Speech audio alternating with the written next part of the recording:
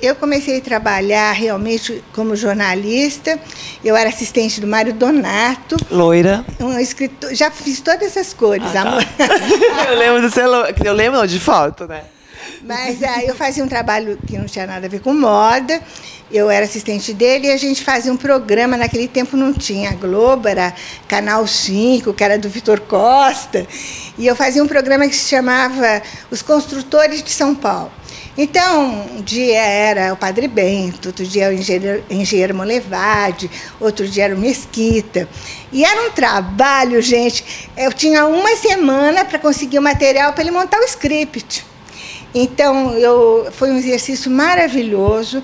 Eu, na realidade, nunca quis ser jornalista de moda, apesar de as minhas bonecas serem lindas. Eu conversava muito com as bonecas, porque eu fui uma criança muito solitária. Mas falar, eu vou ser jornalista de moda, não era a minha cabeça.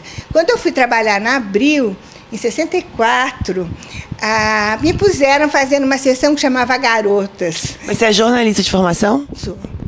Eu me formei na Casper Libero e trabalhei no Jornal do Brasil, trabalhei eu que pus a moda pela primeira vez no Estadão. Não, mas aí você foi para Abril antes. Sim. Aí saiu da TV e foi para Abril. Fui para Abril. E aí? Aí lá você começou moda? Sim, um dia me jogaram no estúdio, fiquei furiosa, porque achei uma coisa menor. Passar ferro a roupa, arruma o cabelo, porque naquele tempo você pensa que a gente amava cabeleireiro, make-up, a gente fazia. E daí amarrava o sapato da modelo. E eu imagine, formada, sabia francês, de repente um office boy, eu falei assim, pega essa mala que eu não aguento, leva você. Então, eu tive que engolir muito sapo melanesa, sapo gratinado. E daí eu não gostava mesmo, até que um dia eu fiz um trabalho para o Atílio Basqueira, que, aliás, foi meu padrinho de casamento. E daí ele me pediu coisas impossíveis de achar, era uma foto de decoração. E eu peguei e sofri. Eu tinha uma redatora-chefe que chamava Marisa Debrô. Ela falava, você consegue. Se pedir um elefante cor-de-rosa, você chega montado no elefante. Então, eu peguei todas as coisas que ele me pediu e, de repente, eu entrei no estúdio e foi uma tal visão que eu me convenci da magia da palavra imagem. E eu, modéstia à parte, fiquei uma jornalista bem completa, porque eu não só escrevo, como eu sei trabalhar a imagem. E foi assim, fui me apaixonando, fiquei editora de moda da Abril, eu era chefe, editora de um grupo que fazia a Cláudia Manequim, Capricho, Ilusão e Contigo. Sei. Na realidade, eu dirigia 90 páginas por mês.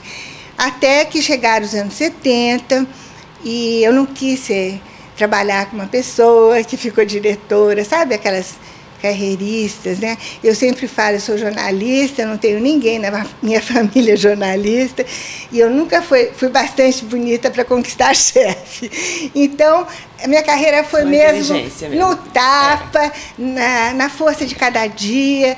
E, modéstia à parte, no meu talento, que não depende de mim. Foi uma coisa que eu nasci assim, como tem gente que nasce linda.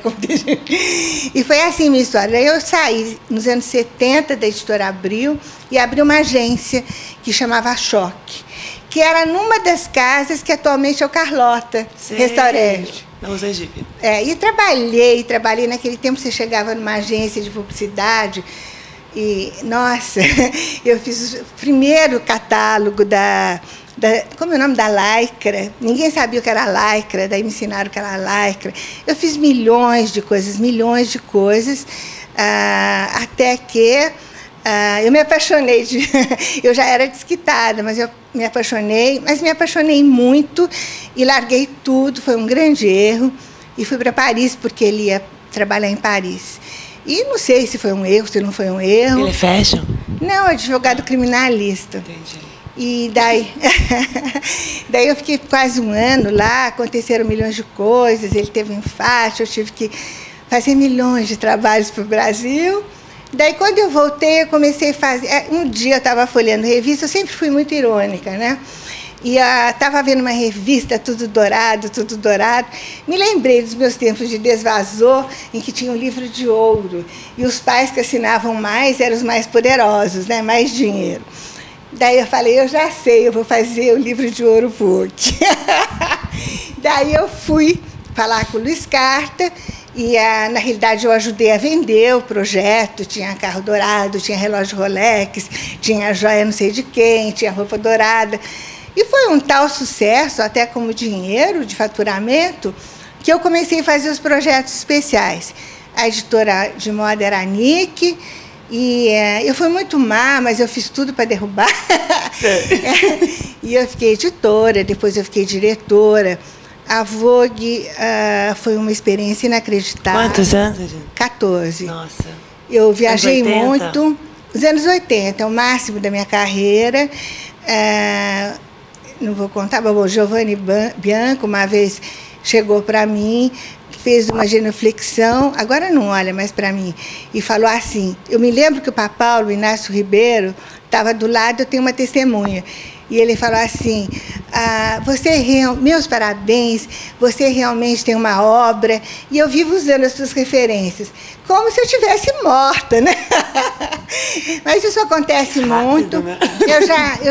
Eu já não fico mais brava quando eu vejo os meus títulos na revista. Eu fico até contente, como a Chanel ficava quando viu uma cópia, quer dizer que era bom mesmo. Você tá por cima disso, já você criou um estilo diferente. Né? Tirei. Também... Você era uma peste, né, Regina? Eu não sei se eu era uma... Era. Na realidade... Você foi a última época das grandes edições. Você foi a última das grandes. Primeira das grandes edições. Mas no mundo foi a última, assim...